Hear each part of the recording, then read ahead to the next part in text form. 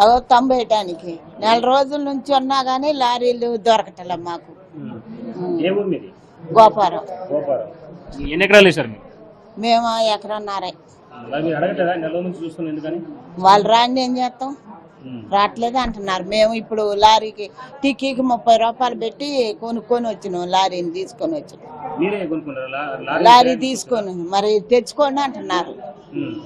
అధికారులకు అట్లా కాదు కదా, మీకు వాళ్ళే లారీ అరేంజ్ చేయాలి కదా? లేదు, వాళ్ళు ఎవరు పట్టించుకోవట్లే. అన్ని సంచులు ఇచ్చారా?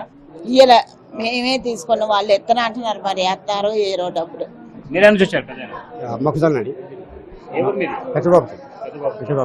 మరి ఎన్ని ఎకరాలు వేసిండు? 2 ఎకరాలు వేసినాడు. ఎందుకు వచ్చిన మరి ఆఫీస్కి ఇక్కడ కంబెట్టానికి బస్తాలు ఇవ్వలేదండి. బస్తాలు లేవు, ఏం లేవు. లారీకి కూడా లారీ రావట్లేదు. టిక్కీకి 30 రూపాయలు అండి. టిక్కీ 30 రూపాయలు పెట్టి అయినా రావట్లేదు. లారీ రావట్లేదు. అదనంగా గవర్నమెంట్ ఏం పట్టించుకుంటారు, అసలు ఏమి ఇట్లేదు.